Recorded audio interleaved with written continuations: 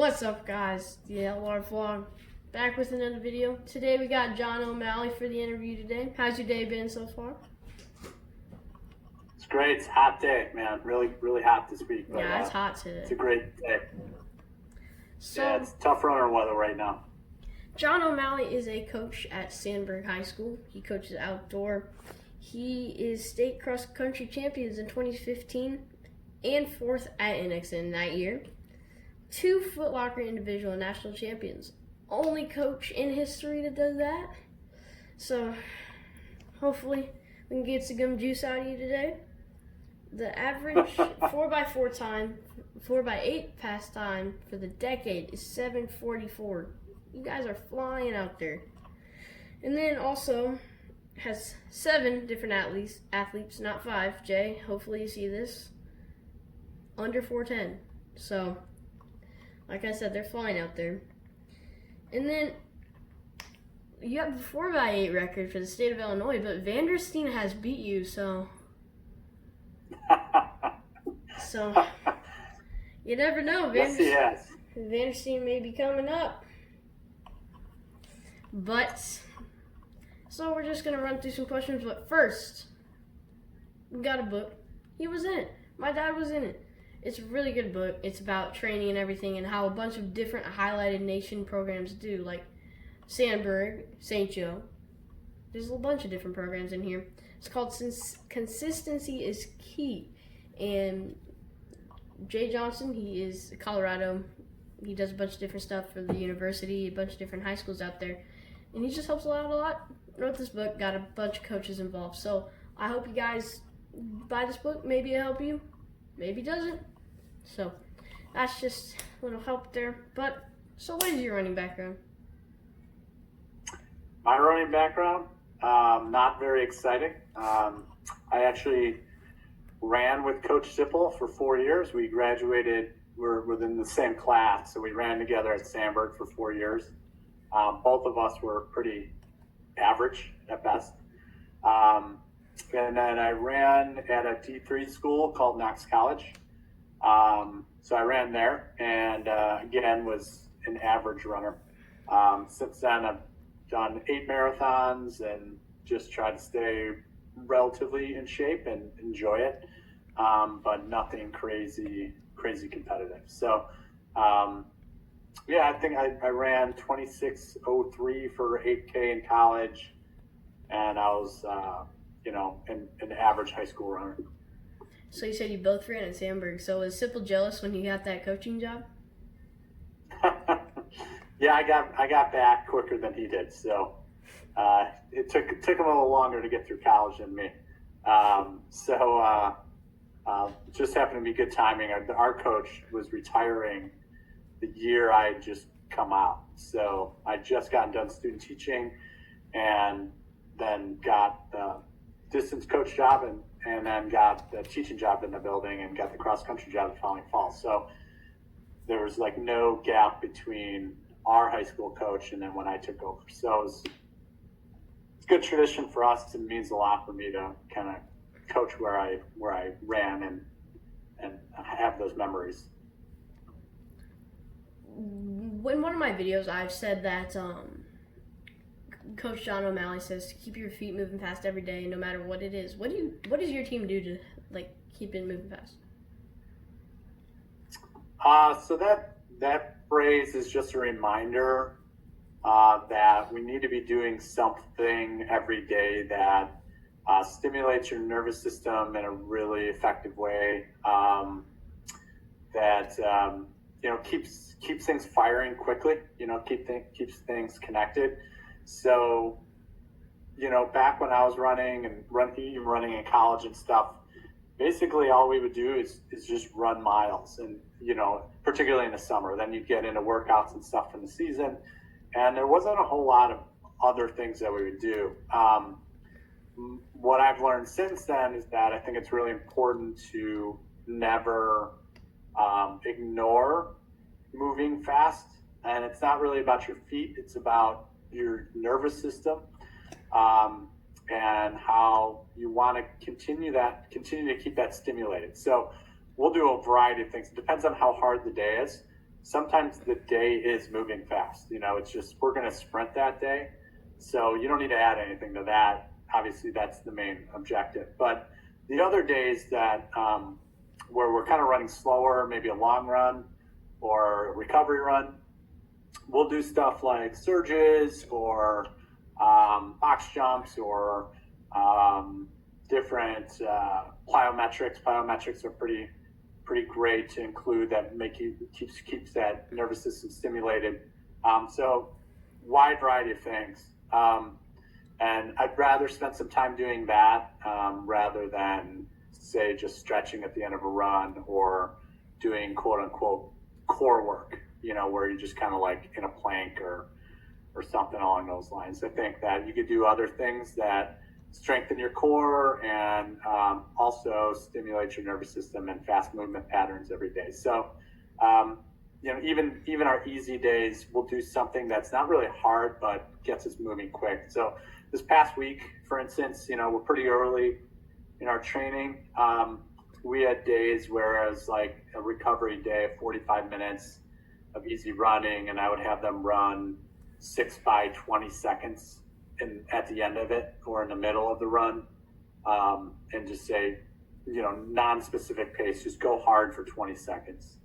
And what it does is it tends to get them to think about how they're moving, not just moving, but how they're moving, and kind of, get some of those things rewired. So that's what that is. So it's something different every day, but so obviously if it's a recovery day, we try not to have it be too hard so that we are still recovering. Yeah.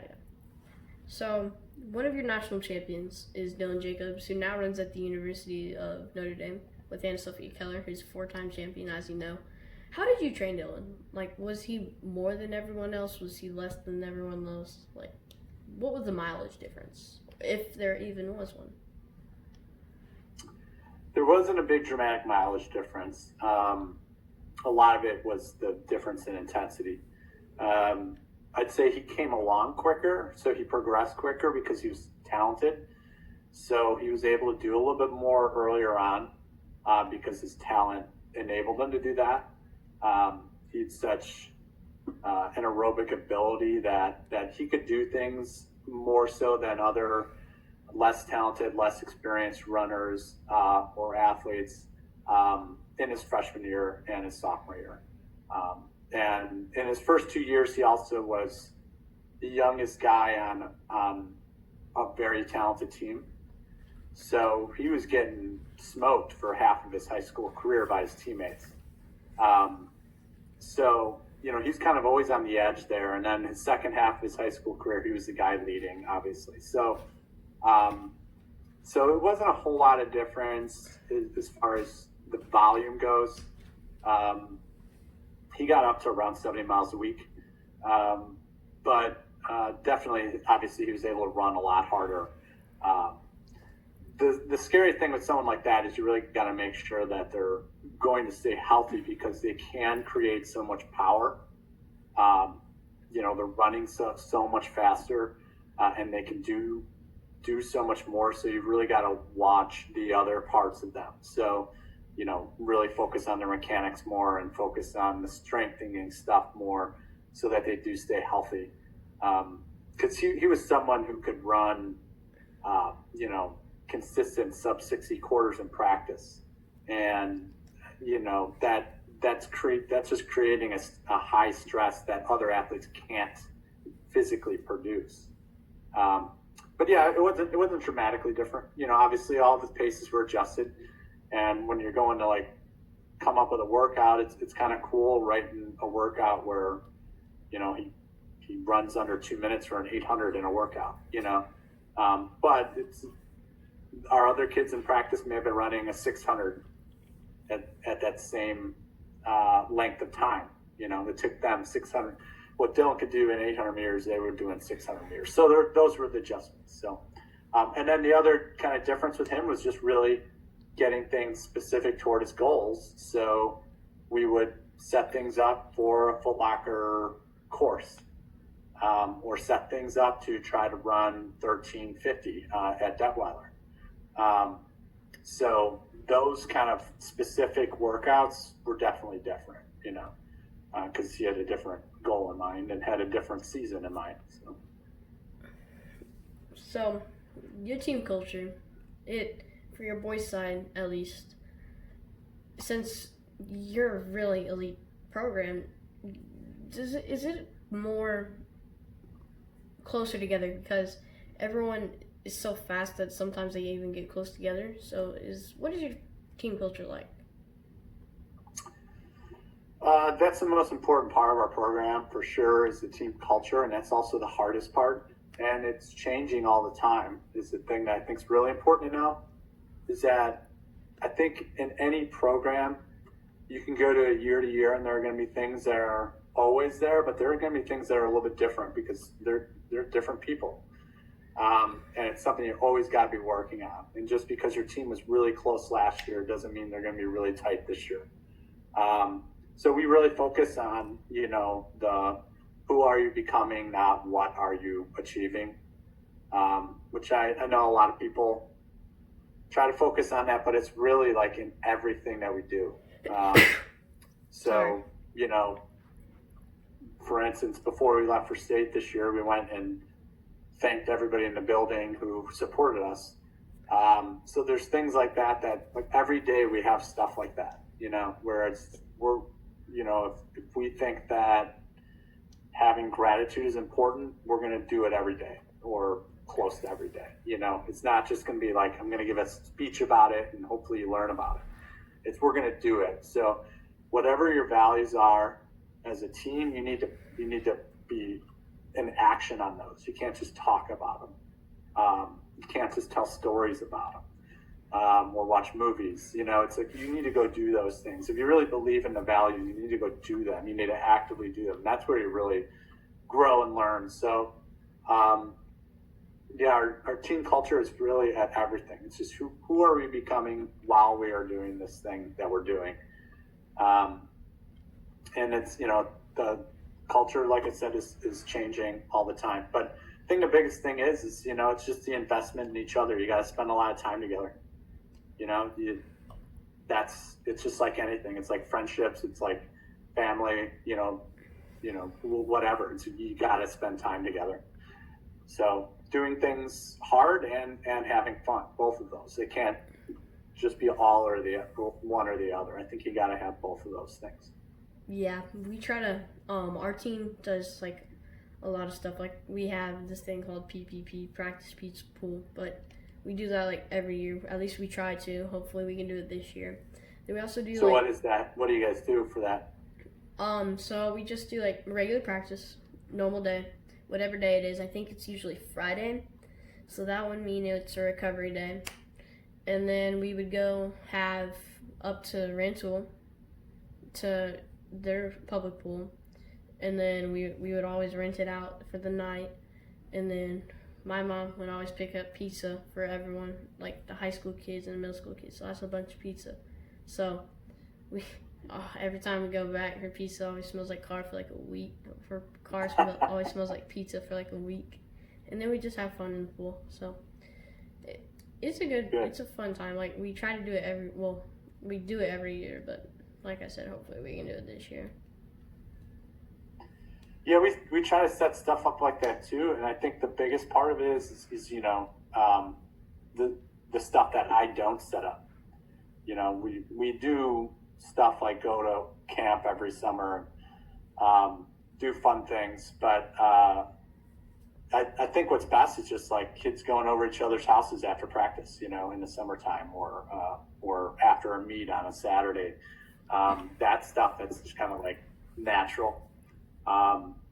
That's when you know you got a good team, when you spent all this time together and then you still want to spend more time together. So yeah.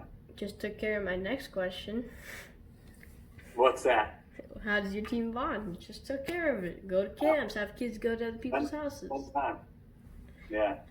But besides setting up stuff, is there anything you do to help your team get closer? There's some specific things we do. Every week we do what we call support squads. So on Monday, you're partnered up with somebody, and you have to know everything about that guy by the end of the week. And then we have a quiz in front of the team. So I don't quiz everybody, but I'll randomly call someone and say, "Who's your partner? You got to tell us everything about them." And they get really kind of fun and creative with it. They find out these like really good tidbits about the kid that, are kind of odd, pieces of trivia about the kid that we've never heard of.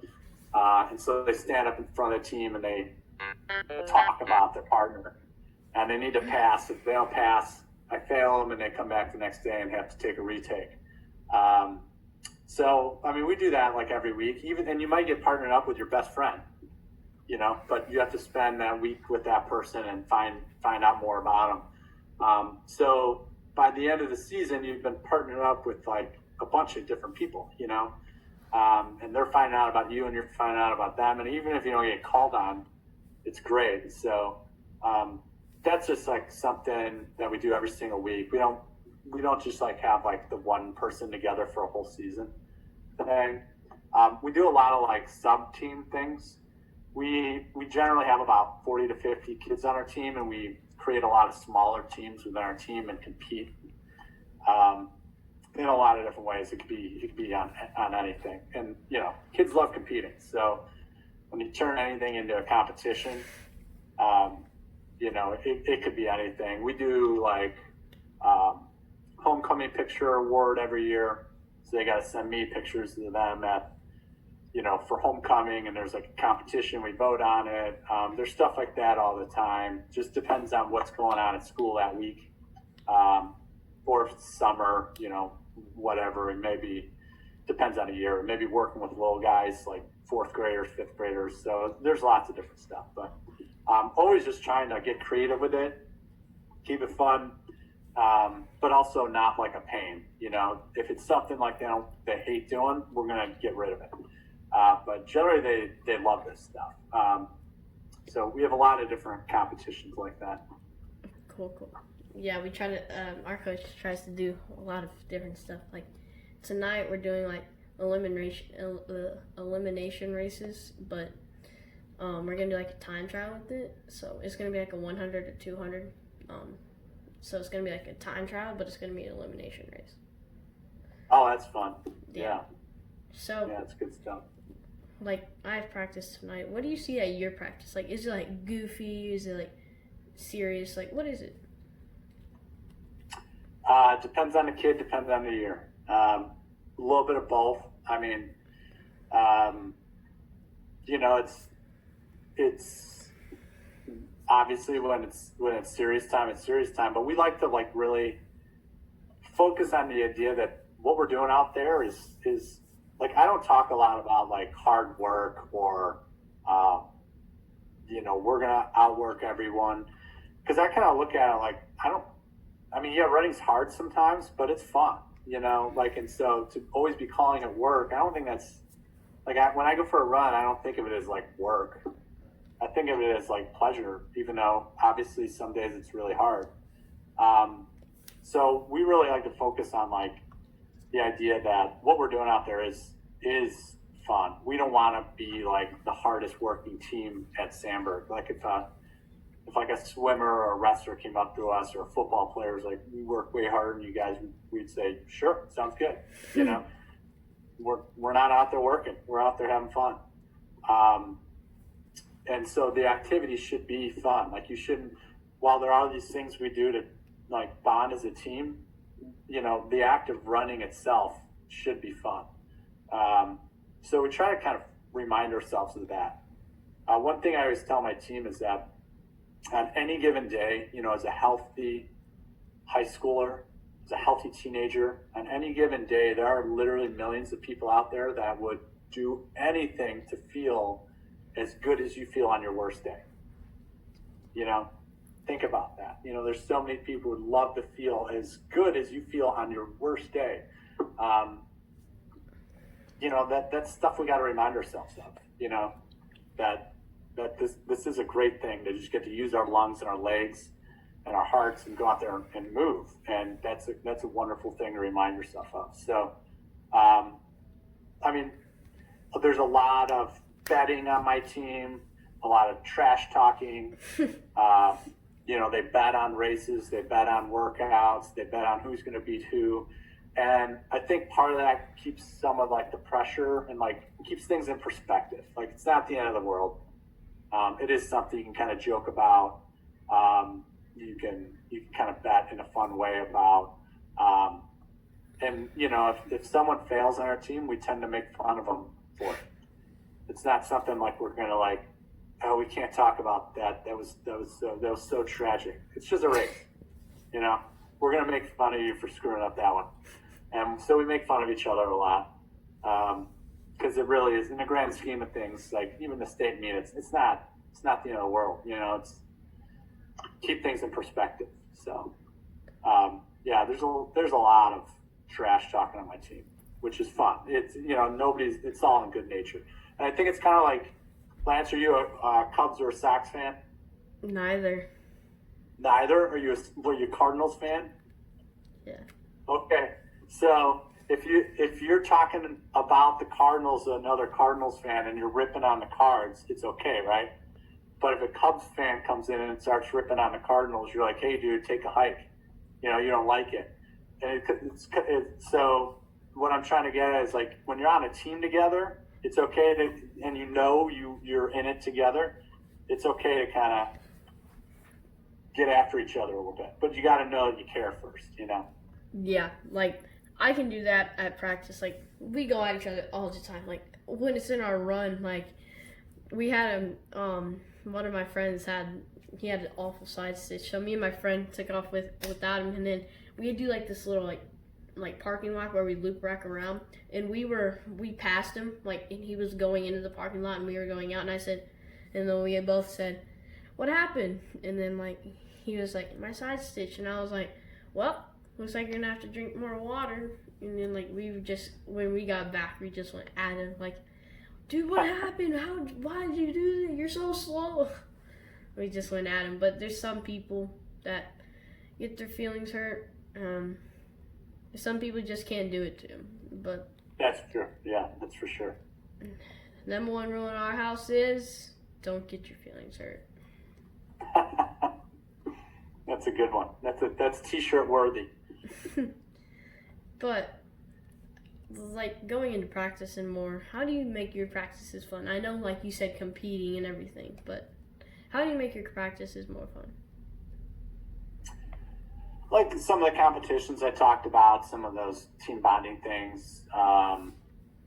Try to have variety, so we're not doing the same thing every single week. Change a workout up a little bit. Change the venue of where we are. So go run somewhere different. But again, a lot of it's I shouldn't need to create a whole bunch of stuff to make this fun. This should be fun. Just doing it itself should be fun. So while we do those kind of gimmicky things, it really just the focus is that running is fun. So I try not to have to do too much for them to make it fun. So obviously you're a coach. What is your favorite part about what you do? The easy answer would say, relationships. But what I really like about coaching is that there's something that happens when you're in a season with someone that doesn't happen any other time. When you're all kind of working towards something together. And even when I see my athletes that I used to coach who I'm really close to, we're really close and all that, but we don't have that anymore. We're not meeting every day and actively working toward a goal together, building something together. That's really special, And you feel it as an athlete, for sure. You feel it as a teammate, when you're all working together for something. And there's a little bit of depression when the season's over, because that's gone from your day. You wake up every day and you can still go run even, but you don't have that sense of building something together. And I think that's the best feeling to have. Obviously, when you succeed, that's even better. But the best part of it is that first part, that that part of like we're in this together and building towards something together, and we're all invested and care about it, and care about each other. That feeling is really the biggest thing, without question. Yeah, I like to see a good coaching athlete relationship, even though I'm not his athlete yet. I don't know if we'll have a relationship, though. Might be a little love-hate there. But before we let you go, do you mind showing the viewers what shirt you are wearing? Absolutely. I've got the coolest shirt in the world. Hope you all can see that well. Yeah, Got the Lance Retz vlog shirt. Thanks for sending us in the Sandburg color, too, my way. I appreciate it. yeah. Had to wear it. Wrapped it today. Had to get the custom. We do that for everyone we interview. We try to do team colors. But, like I said, if you got any people you want us to interview, leave a comment down below. Let us know. But thank you so much for doing this, John. You're welcome. Thanks for having me. It was fun. Bye.